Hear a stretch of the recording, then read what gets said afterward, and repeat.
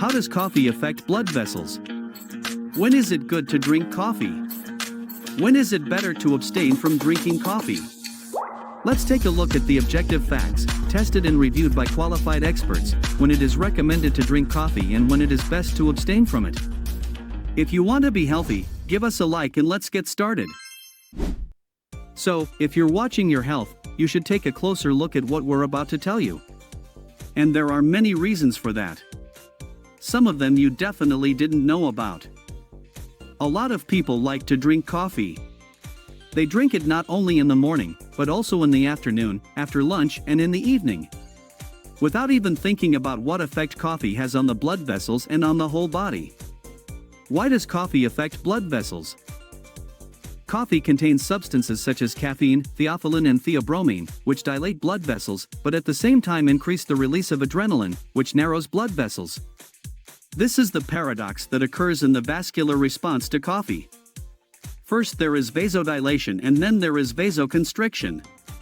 Coffee is a stimulant of the body, promoting the production of adrenaline. The drink increases vitality, improves blood flow, stabilizes microhemodynamics. With moderate use of coffee, blood vessels as if exercised, first expanding and then narrowing, which has a positive effect on their tone. Caffeine, in addition to expanding blood vessels, also stimulates the heart, excites the nervous system, reduces blood viscosity. All this together stimulates blood flow. Theobromine is the antipode of caffeine, but its concentration in refried beans is small, so the effect on blood vessels is insignificant, but still weakens the effect of caffeine. Theophylline relaxes the vascular wall, improves blood flow in the vessels of the brain and lungs. It has a bronchodilator effect, affecting not only the tone of blood vessels, but also the muscular wall of the bronchi. When is it good to drink coffee? Drinking 1 cup of coffee a day is good for everyone. For any person. But if you have an addiction to caffeine, you should drink it. You should not drink more than 4 cups of coffee a day.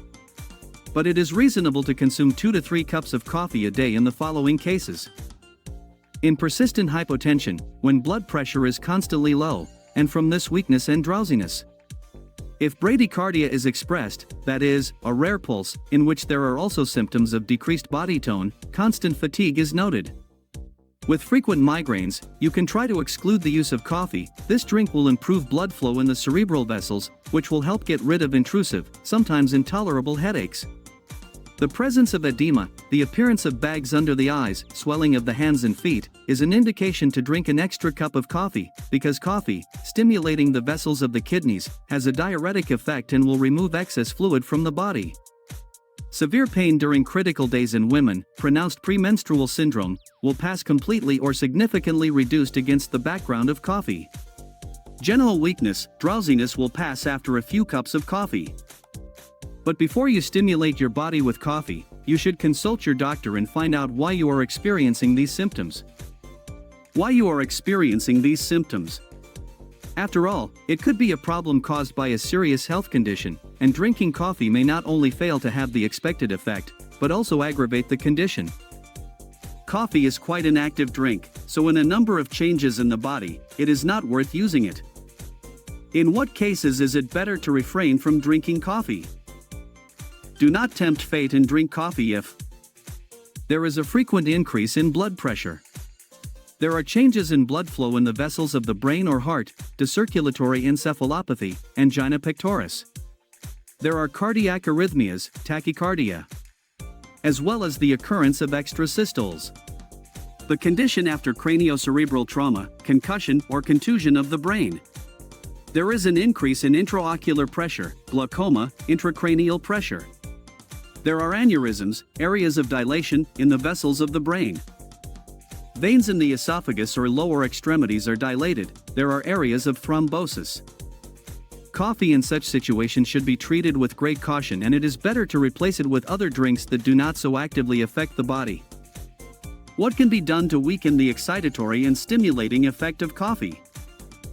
If you cannot do without coffee at all, if you are such an avid coffee addict that you cannot enjoy life without a cup of flavored drink, you can do the following.